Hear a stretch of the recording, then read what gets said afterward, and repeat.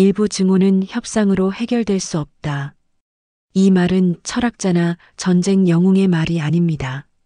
22살의 한 청년이 설명할 수 없는 자신의 행동을 설명하기 위해 급하게 문자 메시지에 적은 글이었습니다.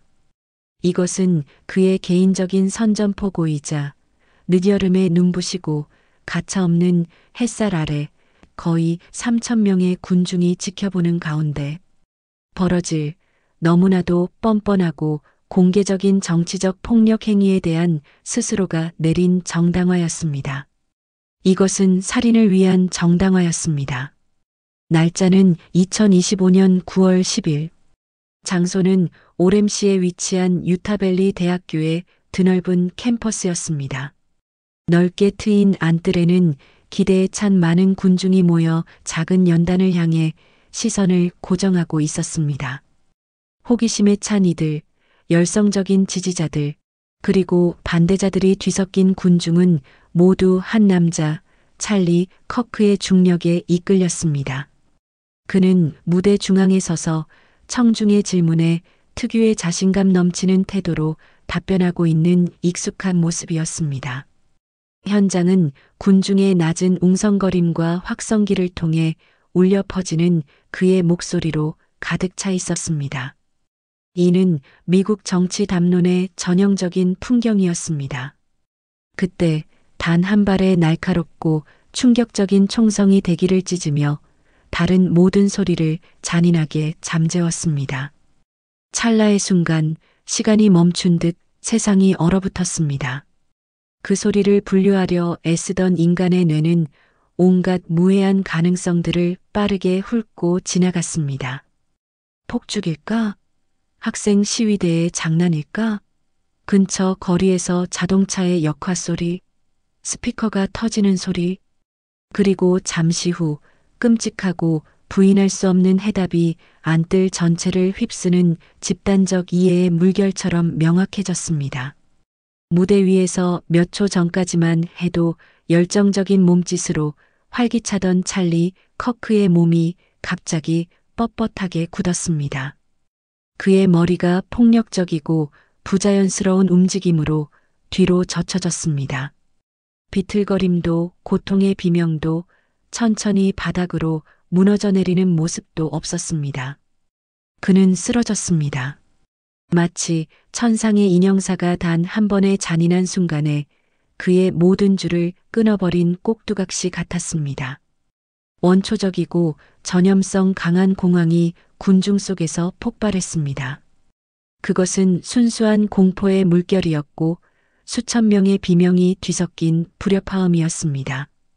사람들은 본능에 따라 벤치, 나무 등 피난처가 될 만한 모든 것 뒤로 달려가고 기어가고 몸을 던졌습니다. 하지만 모두가 필사적으로 안전한 곳을 찾아 흩어지는 동안 등골이 오싹해지는 깨달음이 자리를 잡았습니다. 볼 사람이 아무도 없었습니다. 창문에 미친 공격자도 근처 옥상의 위협적인 인물도 없었습니다. 폭력의 근원지는 보이지 않았고 공격은 마치 허공에서 발사된 것 같았습니다. 마치 총알을 유령이 쏜 것 같았습니다.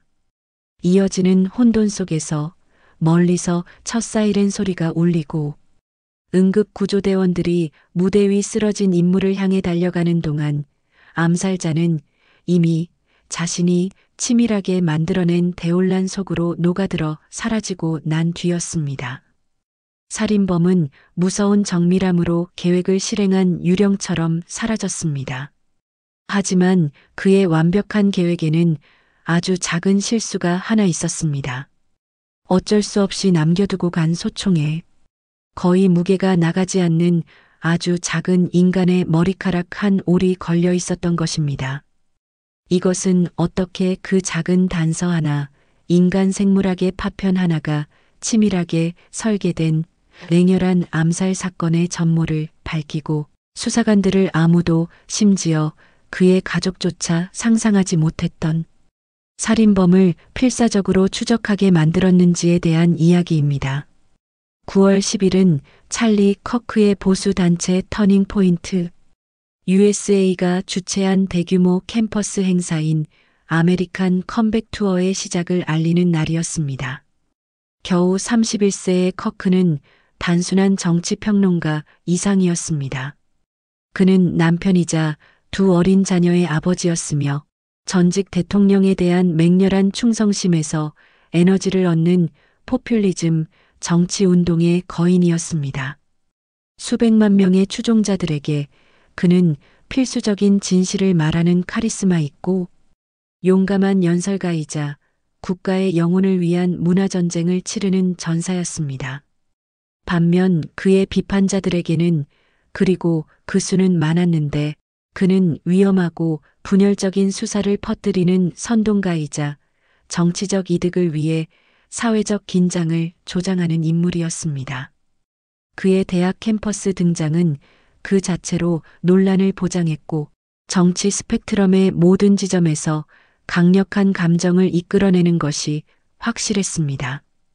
유타밸리 대학교의 행사는 토론 형식으로 구성되어 학생들이 마이크 앞으로 나와 커크의 확고한 신념에 도전하는 것이 허용될 뿐만 아니라 적극적으로 권장되었습니다.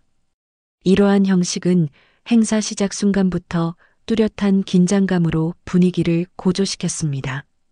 공격 직전 몇 분 동안 촬영된 영상에는 활기차면서도 양극화된 에너지의 장면이 담겨 있습니다.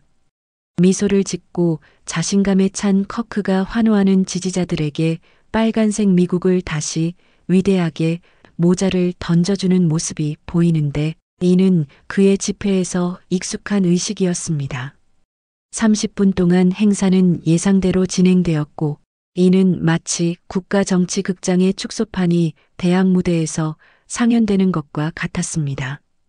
그리고 오후 12시 23분경 한 학생이 마이크에 다가가 엄청난 정치적, 감정적 무게를 지닌 주제인 총기 폭력에 대해 질문했습니다. 무대에서 불과 15야드 떨어진 곳에 서 있던 학생 목격자 테일러 벤틀리는 나중에 그 초현실적인 공포의 순간을 회상했습니다. 그녀는 몇 시간 후에도 여전히 떨리는 목소리로 기자들에게 그가 총기 폭력에 대해 이야기하던 중이었어요. 라고 말했습니다. 그리고 아주 잠깐 동안 제 첫 생각은 이게 어떤 시위의 일부인가? 요점을 강조하기 위해 연출된 건가? 였어요. 그러고 나서 저는 그냥 그게 아니라는 걸 알았어요. 소리가 너무 현실적이었어요. 또 다른 목격자인 레이든 데케는 맨 앞줄에 앉아 있어 방해받지 않는 끔찍한 광경을 목격했습니다. 그는 그 순간을 소름 끼치고 끔찍할 정도로 명확하게 묘사했습니다. 그는 문장 중간에 있었어요. 제 생각엔 책임감이라는 단어를 말하고 있었던 것 같아요. 갑자기 펑 하는 소리가 들렸어요. 폭죽 같지만 더 무겁고 깊은 소리였죠. 그리고 그의 머리가 뒤로 젖혀지는 걸 봤고, 그리고 그냥 피가 튀었어요. 목에서 피가 쏟아져 나왔어요. 142야드라는 놀라운 거리에서 발사된 단 한 발의 총탄은 치명적인 명사수의 솜씨였습니다. 그것은 정확하고 효율적이었으며 완전히 파괴적이었습니다. 총알은 찰리 커크의 목을 관통하여 경동맥과 척수를 절단했습니다. 그는 아마도 몸이 무대 바닥에 닿기 전에 이미 사망했을 것입니다. 오랜 침묵의 순간 동안 군중은 집단적인 불신에 마비되어 눈으로 목격한 공포를 뇌가 처리하기를 거부했습니다. 그러다 단 한 번의 거친 외침, 도망쳐가 주문을 깨뜨렸고 안뜰은 비명을 지르는 사람들과 미친 듯한 움직임의 대혼란으로 폭발했습니다. 혼란을 뚫고 첫 번째 날카로운 사이렌 소리가 점점 커지면서 냉혹하고 부인할 수 없는 현실이 자리를 잡았습니다. 이것은 무작위적인 폭력 행위도 비극적인 사고도 아니었습니다. 이것은 의도적이고 계산된 성공적인 암살이었습니다. 응급구조대는 몇 분 안에 현장에 도착했으며 그들의 체계적인 훈련은 캠퍼스를 사로잡은 히스테리와 극명한 대조를 이루었습니다. 구급대원들은 커크에게 필사적으로 응급처치를 하며 그를 인근 병원으로 급히 이송했지만 그것은 헛된 노력이었습니다. 그의 부상은 치명적이었고 생존이 불가능했습니다. 그는 도착 직후 사망 선고를 받았습니다. 그의 사망 소식이 처음에는 정신없는 소셜 미디어 게시물을 통해 그리고 공식 뉴스 채널을 통해 퍼져나가기 시작하면서 이미 정치적 적대감으로 분열된 국가에 깊은 충격이 드리워졌습니다. 그리고 피로 물든 유타밸리 대학교 캠퍼스에서는 살인범을 찾기 위한 대대적인 수색이 이미 진행 중이었고 수백 명의 경찰관이 당분간 허공으로 사라진 것처럼 보이는 저격수를 찾기 위해 흩어졌습니다. 지상에서는 혼돈이 지배하는 동안 차갑고 체계적인 수사 작업이 시작되었습니다. 법 집행기관은 거의 극복할 수 없는 과제에 직면했습니다. 수천 명의 겁에 질린 사람들로 오염된 거대한 대학 안뜰에 걸친 범죄 현장을 확보하는 것이었습니다. 그들 각자는 잠재적인 목격자였고 각자 발자국, 떨어뜨린 소지품, 혼란스러운 기억의 흔적을 남겼습니다. 그들의 임무는 유령을 찾는 것이었습니다.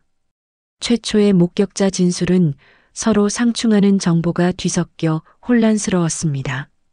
어떤 이들은 총알이 근처 건물에서 왔다고 단언했고 다른 이들은 멀리 떨어진 주차장을 가리켰으며 몇몇은 저격수가 군중 속에 있었다고 생각하기까지 했습니다. 그러나 그 소음 속에서 유타 카운티 보안관, 사무실에 노련한 형사들과 현장에 신속하게 도착한 FBI 요원들 사이에서 하나의 이론이 빠르게 두각을 나타냈습니다. 이것은 군사적 정밀함으로 공격을 계획한 숙련된 명사수의 소행이라는 것이었습니다. 아마추어는 대낮에 142야드 거리의 살인 저격을 하고 보이지 않게 탈출하지 못합니다. 수사관들의 시선은 위로 향했고 안뜰 주변을 형성하는 건물들의 옥상을 훑었습니다. 무장하고 최고 경계 태세를 갖춘 전술팀은 무대로 명확한 시야를 제공하는 모든 건물을 수색하는 긴장되고 힘든 과정을 시작했습니다. 그들은 교실, 사무실, 다용도실을 휩쓸었고 그들의 움직임은 신중하고 조용했습니다. 그리고 마침내 안뜰 바로 옆 건물인 로지센터의 평평하고 자갈이 깔린 옥상에서 그들은 그것을 발견했습니다. 암살자의 은신처였습니다. 그곳은 100야드 이상 떨어진 곳에서 무대를 명확하고 높고 방해받지 않는 시야로 볼 수 있는 완벽한 저격수의 위치였습니다. 그곳에서 그들이 발견한 것은 치밀한 준비와 황급한 퇴각의 오싹한 광경이었습니다. 강력한 볼트 액션 방식의 마우저 M98 소총이 옥상에 놓여 있었고 그 어두운 목재와 강철은 밝은 하늘을 배경으로 불길한 형태를 띠고 있었습니다.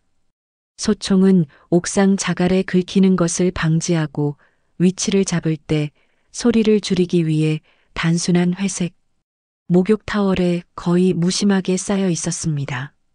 그 옆에는 치명적인 총알이 발사된 후 자동으로 배출된 반짝이는 노스에 30-6 탄피 하나가 놓여 있었습니다. 근처에서 그들은 살인범이 서둘러 탈출하면서 남겨둔 것으로 보이는 발사되지 않은 3발의 실탄을 발견했습니다. 이것이 첫 번째 중요한 돌파구였습니다. 소총, 타월, 탄약각 물체는 범죄의 조용한 서술자였고 각각은 법의학적 증거의 잠재적인 보고였습니다. 이 물품들은 사진 촬영, 기록된 후 법의학 전문가들에 의해 조심스럽게 수집되어 버지니아 주 퀀티코에 있는 FBI의 전설적인 연구소로 향했습니다. 수사관들은 지문에 대한 희망을 거의 갖지 않았습니다. 이렇게 신중한 살인범이라면 거의 확실하게 장갑을 꼈을 것이기 때문입니다. 그들의 진정한 희망은 훨씬 더 작은 것, 살인범이 잃어버렸다는 사실조차 모를 수 있는 DNA에 있었습니다. 퀀티코의 연구소 기술자들이 모든 표면에 대한 세심한 검사를 시작했을 때 그들은 놀라운 발견을 했습니다. 소총에 걸려 망원 조준경의 울퉁불퉁한 조절, 링 근처에 걸린 거의 보이지 않는 갈색 머리카락 한 올이었습니다. 현대 경찰의 세계에서 머리카락 한 올은 모근을 포함하고 있다면 한 사람의 전체 유전 코드를 담고 있습니다. 그것은 완전한 DNA 프로필을 생성하기에 충분하며 지구상의 단 한 사람에게만 속하는 매우 독특한 생물학적 지문입니다. 그것은 아주 작은 실수였고 1조분의 1의 확률이었지만 사건 전체를 해결할 수 있는 종류의 실수였습니다. 하지만 옥상 현장에는 또 다른 훨씬 더 이상한 비밀이 숨겨져 있었는데 이는 암살자의 마음을 엿볼 수 있는 당혹스러운 단서를 제공했습니다. 서둘러 남겨진 발사되지 않은 세 발의 총알. 각각에는 탄피의 부드러운 노쇠에 조잡하게 긁힌 이상한 메시지가 새겨져 있었습니다. 첫 번째는 이봐, 파시스트라고 적혀 있었습니다. 직접적이고 경멸적이며 정치적으로 기소된 도발이었습니다. 두 번째는 젊은이들 사이에서 유행하는 디지털 시대의 산물인 인터넷 밈에서 온 기괴하고 무의미한 문구였습니다. 그리고 세 번째에는 제2차 세계대전 당시 유명한 이탈리아 반파시스트 저항가요의 한 구절이 새겨져 있었습니다. 오 벨라 차오, 벨라 차오, 벨라 차오. 차오, 차오. 이 메시지들은 유치한 부조리와 치명적으로 심각한 정치적 분노가 뒤섞인 혼란스러운 칵테일이었고 방금 살인을 저지른 사람의 파편적이고 모순적인 초상이었습니다. 동시에 또 다른 수사팀은 살인범의 탈출 경로를 추적하기 위해 지칠 줄 모르고 일하고 있었습니다. 목요일 늦게 경찰은 대중에게 결정적인 증거 한 조각을 공개했습니다. 흐릿한 보안 카메라 영상이었습니다. 영상에는 총격 직후 로지 센터 옥상을 가로질러 빠르고 운동신경이 뛰어난 자신감으로 움직이는 어둡고 날씬한 인물이 보였습니다. 그 인물은 건물 측면의 유지보수, 사다리를 타고 내려와 캠퍼스와 인접한 숲으로 뛰어들어 시야에서 사라지는 모습이었습니다. 살인범은 겁에 질려 도망치는 군중과 섞여 목숨을 구하기 위해 달리는 또 다른 한 사람이 되도록 설계된 사전 계획된 탈출 경로를 가지고 있었습니다. 그는 유령이었고 그를 범죄와 연결하는 유일한 것은 그가 버리고 간 무기와 그가 남겼다는 사실조차 모르는 머리카락 한 올뿐이었습니다. 다기관 태스크포스가 범죄 현장의 증거를 샅샅이 조사하는 동안 방아쇠를 당긴 남자는 수마일 떨어진 곳에서 조용한 익명의 삶으로 다시 녹아들려고 시도하고 있었습니다. 그의 이름은 타일러 제임스 로빈슨이었습니다.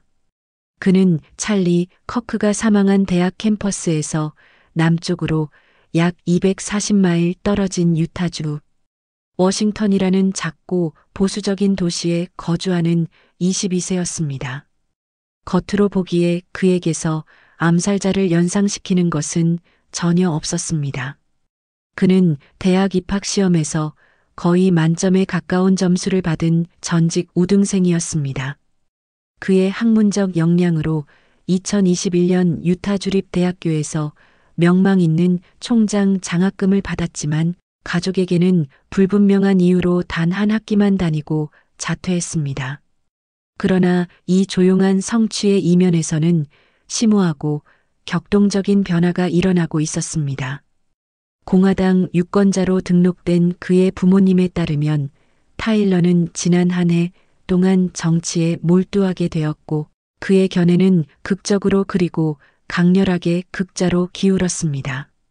그는 동성애자와 트랜스젠더의 권리에 대한 열렬한 열정을 키웠고 이 문제는 가족 내에서 심각한 마찰의 원인이 되어 격렬한 논쟁을 일으켰습니다. 이것은 로빈슨에게 추상적인 정치적 입장이 아니었습니다. 그는 트랜스젠더인 룸메이트와 헌신적인 연인 관계에 있었습니다. 그의 삶의 이 매우 개인적인 차원은 그의 정치적 신념의 불에 기름을 붓는 것처럼 보였습니다. 그는 파트너에게 보낸 한 문자 메시지에서 자신의 아버지를 골수 MAGA 지지자라고 지칭했는데 이는 그의 가정 내에서 벌어진 심오한 정치적, 이념적 분열을 극명하게 보여주는 예였습니다. 시간이 지나면서 그의 일반적인 정치적 분노는 응집되고 날카로워지며 한 특정 인물인 찰리 커크에게 레이저처럼 집중되기 시작했습니다.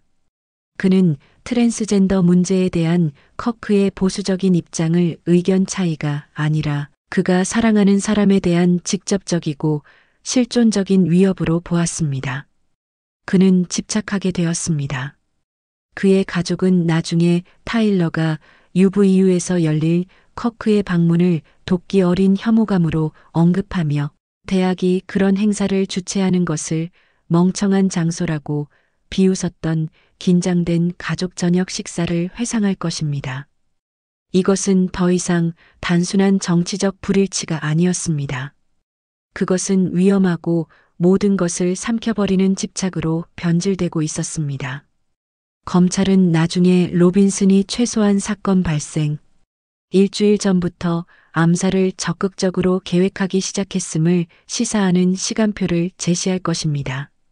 수단은 그에게 쉽게 구할 수 있었습니다.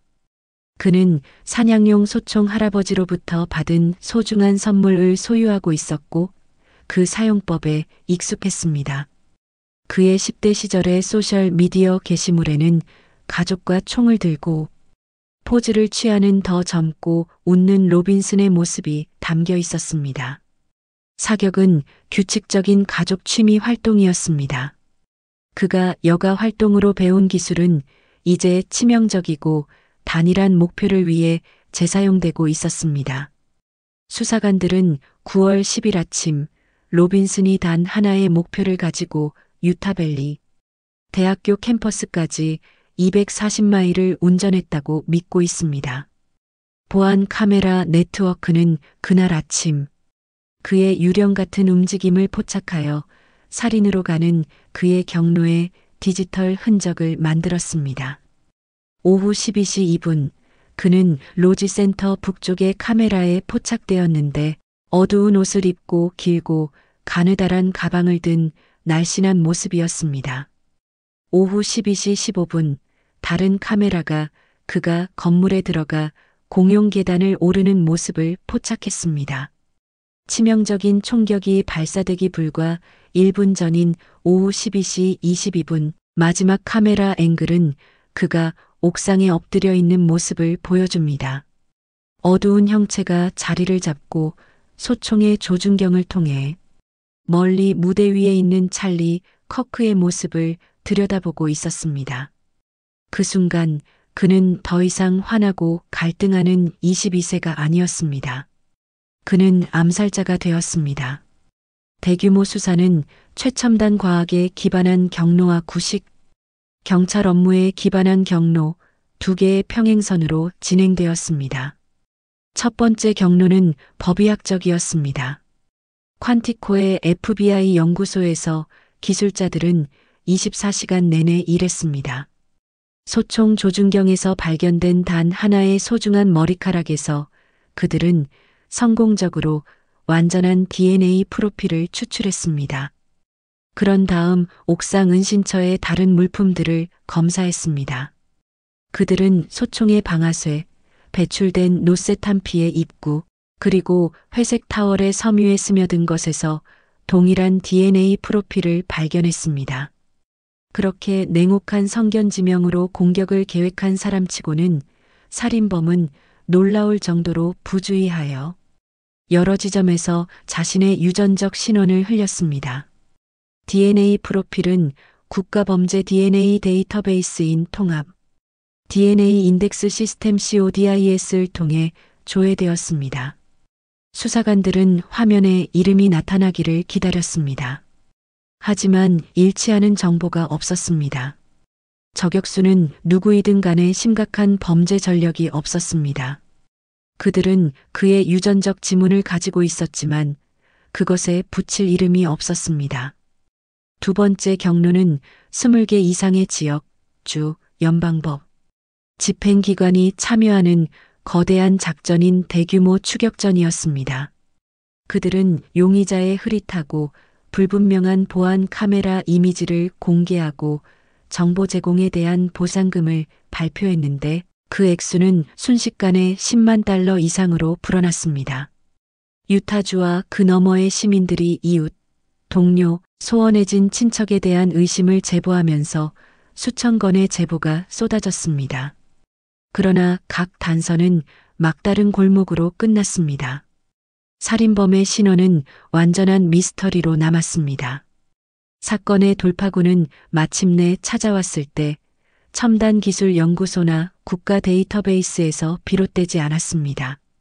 그것은 가장 친밀하고 고통스러운 곳, 즉 살인범 자신의 집안에서 나왔습니다. 경찰이 보안 카메라 이미지를 뉴스에 공개했을 때 한 사람이 옥상 위 인물의 익숙한 걸음걸이와 날씬한 체격을 보고 역겨운 인식의 물결을 느꼈습니다. 바로 타일러 로빈슨의 어머니였습니다. 그녀와 그녀의 남편은 끔찍한 의심으로 가득 찬 마음으로 아들과 마주했습니다. 그는 처음에는 부인했고 그의 부인은 단호하고 설득력이 없었습니다.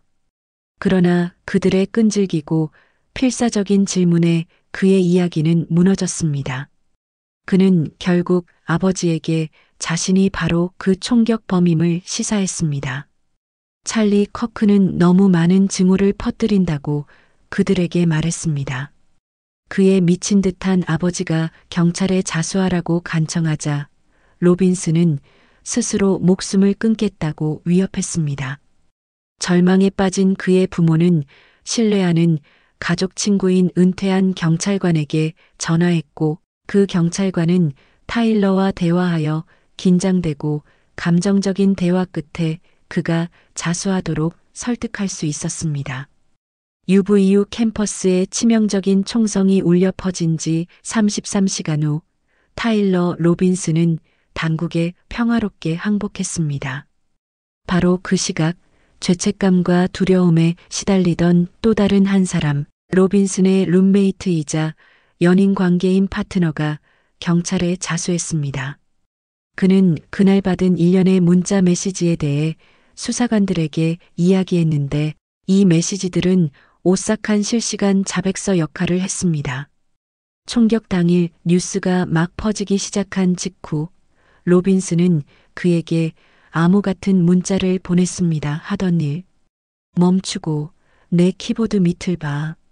그곳에서 룸메이트는 손으로 쓴 메모를 발견했습니다. 거기에는 이렇게 적혀 있었습니다. 찰리 커크를 제거할 기회가 생겼고 나는 그 기회를 잡을 것이다. 충격과 공포에 휩싸인 룸메이트는 즉시 그에게 답장했습니다. 뭐라고? 농담이지? 로빈슨의 답장은 의심의 여지를 남기지 않았습니다. 사실이야 미안해 라고 그는 썼습니다. 그의 파트너가 왜? 라는 간단하고 고통스러운 질문을 했을 때 로빈슨은 5개의 단호하고 흔들림 없는 단어로 그의 동기를 설명했습니다. 그의 증오에 질렸어. 일부 증오는 협상으로 해결될 수 없다. 이후의 문자에서 그는 자신의 탈출 과정을 설명하며 경찰의 캠퍼스 봉쇄로 인해 원래 계획이었던 소총 회수를 하지 못하게 된 것에 대한 좌절감을 표현했습니다. 만약 내 소총을 들키지 않고 가져올 수 있다면 나는 아무런 증거도 남기지 않았을 거야 라고. 그는 자신이 남긴 머리카락 한 올을 모른 채 문자를 보냈습니다. 그는 심지어 멀리서 은폐를 지시하려고 시도하며 룸메이트에게 메시지를 삭제하라고 지시했습니다. 이 행동은 나중에 증인 조작이라는 중범죄 혐의의 근거가 될 것이었습니다. 그는 자신의 상황의 심각성을 파악한 듯 보였습니다. 솔직히 늙어 죽을 때까지 이 비밀을 지키고 싶었어. 너를 연루시켜서 미안해. 상세한 자백과 용의자의 신병 확보로 퍼즐의 마지막 조각들이 제자리에 맞춰졌습니다. 경찰은 타일러 로빈슨의 뺨에서 구강 상피세포를 채취하기 위한 영장을 발부받았습니다. 샘플은 연구소로 급히 보내졌습니다. 그것은 소총의 머리카락, 방아쇠, 탄피, 그리고 타월에서 나온 DNA와 완벽하고 반박할 수 없는 일치였습니다. 옥상에서 온 유령은 이제 이름과 얼굴을 갖게 되었습니다.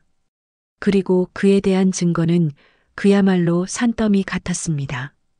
2025년 9월 16일 타일러 제임스 로빈슨은 유타 카운티 구치소에서 비디오를 통해 방송되는 첫 법정 출두를 했습니다. 그는 그의 불안정한 정신 상태를 극명하게 상징하는 두꺼운 검은색 자살 방지 의복을 입고 있었습니다. 그는 작은 테이블에 완벽하게 가만히 앉아 있었고 판사가 그에게 제기된 7개의 중범죄 혐의를 큰 소리로 읽는 동안 그의 얼굴은 텅 비고 감정이 없는 가면 같았습니다. 가장 심각한 혐의는 유타주에서 사형에 처해질 수 있는 가중살인이었습니다. 검찰은 로빈슨이 고의로 많은 사람들에게 큰 사망 위험을 초래했고 정치적 명분을 진전시키기 위해 살인을 저질렀으며 커크의 신념 때문에 그를 특별히 표적으로 삼았다는 여러 가중 요인을 들어 즉시 사형을 구형할 것이라고 발표했습니다. 다른 혐의들은 그의 범죄와 그것을 은폐하려는 시도의 포괄적인 그림을 그렸으며 다수의 총기 발사 중범죄, 사법방해, 증인 조작 혐의를 포함했습니다. 로빈슨은 아직 변호사가 없었습니다. 그는 보석 가능성 없이 구금되도록 명령받았습니다. 마지막 조치로 판사는 커크의 미망인 에리카를 위한 보호 명령을 발령하여 로빈슨이 그녀나 그녀의 가족과 어떠한 형태의 접촉도 법적으로 금지했습니다. 그에 대한 사건은 압도적인 증거의 요새였습니다. 검찰은 그를 범죄 현장에 명백히 위치시키는 그의 DNA를 가지고 있었습니다. 그들은 그가 캠퍼스에 도착한 순간부터 옥상에서 탈출할 때까지의 모든 움직임을 추적하는 보안 비디오를 가지고 있었습니다. 그들은 그의 치명적인 의도를 선언하는 손으로 쓴 메모를 가지고 있었습니다. 그리고 가장 결정적으로 그들은 실시간으로 살인을 자백하고 그의 정치적 동기를 명시적으로 밝히는 문자 메시지로 보낸 그의 자신의 말을 가지고 있었습니다. 찰리 커크의 암살은 이미 깊은 정치적 분열과 들끓는 분노로 불안정해진 국가의 지진과 같은 충격파를 보냈습니다. 범죄 자체는 극명한 모순의 이야기였습니다. 그것은 치밀한 계획의 대가였지만 결국 놀라울 정도로 부주의한 실수들로 인해 폭로되었습니다. 대학 입학 시험에서 상위 퍼센타일에 들고 장거리 저격 공격을 완벽하게 실행할 수 있었던 그 뛰어난 정신은 자신의 DNA를 남기고 절대 지워질 수 없는 서버에 완전한 자백을 문자로 보내는 것으로 패배한 바로 그 정신이었습니다. 결국 옥상 암살자를 정의의 심판대에 세운 것은 21세기 과학과 시대를 초월한 인간의 실수의 강력한 조합이었습니다. 이 사건은 현대 범죄 수사가 어떻게 문자 메시지의 디지털 포렌식, DNA 분석의 유전적 확실성, 그리고 끈질긴 전통적인 경찰 업무 방식을 함께 엮어내는 학문들의 종합체로 발전했는지를 강력하게 보여주는 사례입니다. 현대 암살의 해부에 대한 이 깊이 있는 탐구가 흥미로우셨기를 바랍니다. 찰리 커크의 살인은 전형적으로 현대적인 범죄였습니다. 그것은 디지털 세계의 반향실에서 길러지고 강화된 정치적 적대감에서 태어났습니다. 그것은 비디오 게임처럼 차갑고 무심한 정밀함으로 수행되었습니다. 그리고 그것은 문자 메시지에 의해 자백되었고 궁극적으로 해결되었습니다.